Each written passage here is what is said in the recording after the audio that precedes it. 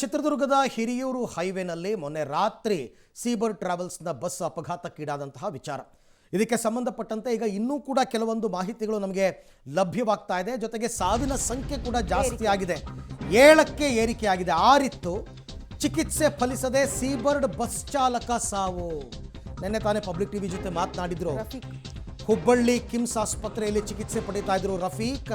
ದುರಂತದಲ್ಲಿ 2 ಕಾಲು 1 ಕೈ ಎಲ್ಲ ಕೂಡ ಮುರಿದಿತ್ತು ಅವರಿಗೆ. ಅವರು ಬಸ್ಸಿಂದ ಜಂಪ್ ಮಾಡಿ ಜೀವ ಉಳಿಸ್ಕೊಂಡಿದ್ರು.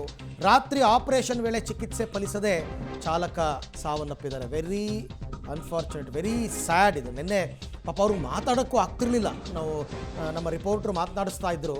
1-2 ಮಾಹಿತಿ ಕೊಟ್ಬಿಟ್ಟು ಸುಮ್ಮನೆ ಆಗ್ಬಿಟ್ರು ಅವರು. ಪಾಪ ರಾತ್ರಿ ಏನು ಅವ್ರಿಗೆ ಸರ್ಜರಿ ಮಾಡಿದ್ದಾರೆ, ಅದು ಆ ಸಂದರ್ಭದಲ್ಲಿ ಅವರು ಮೃತಪಟ್ಟಿದ್ದಾರೆ ಅಂತ. ಅಲ್ಲಿಗೆ ಲಾರಿ ಚಾಲಕನೂ ಸತ್ತಿದ್ದು, ಮತ್ತು ಬಸ್ ಚಾಲಕನೂ ಕೂಡ ಸಾವು. ನೋಡಿ, 6 ಅಂತ ಅಂದ್ಕೊಂಡ್ವಿ ನಾವು, ಸದ್ಯ 6ಕ್ಕೆ ನಿಲ್ತು ಅಂತ. ಈಗ ಇನ್ನೊಂದು ಸಾವಾಗಿದೆ.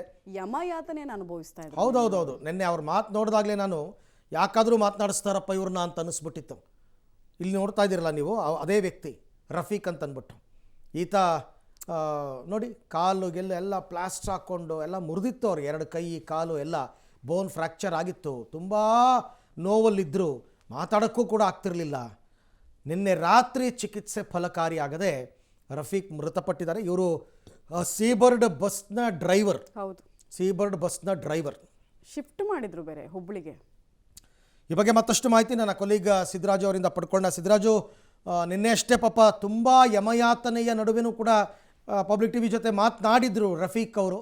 ಕೊನೆಗೂ ಕೂಡ ಟ್ರೀಟ್ಮೆಂಟ್ ಸಕ್ಸಸ್ ಆಗಲಿಲ್ಲ ಅಂತ ಅನ್ಸುತ್ತೆ. ಏನು ಹೇಳ್ತಾರೆ ವೈದ್ಯರು ಈ ವಿಚಾರವಾಗಿ? ಹೌದು ಅರವಿಂದ್, ಏನು ದಗದಗನೆ ಒತ್ತಿ ಉರಿದ ಬಸ್ನಲ್ಲಿ ಸಜೀವ ದಹನಕ್ಕೆ ಈಡಾದಂಥ ಸಾವಿನ ಸಂಖ್ಯೆ ಈಗ 7ಕ್ಕೆ ಏರಿಕೆಯಾಗಿದೆ.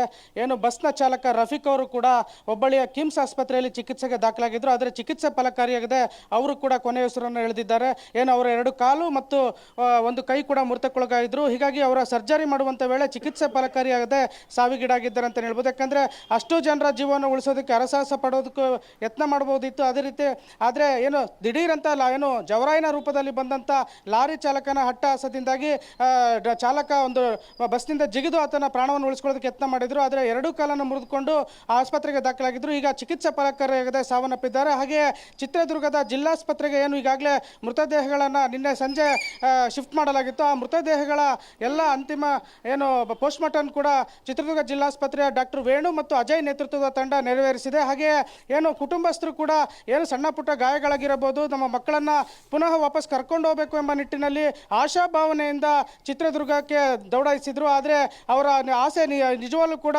ಭಾಳ ಅವರ ನಿರೀಕ್ಷೆ ನಿರಾಸೆನೇ ಮೂಡಿಸ್ತು ಅಂತಲೇ ಹೇಳ್ಬೋದು.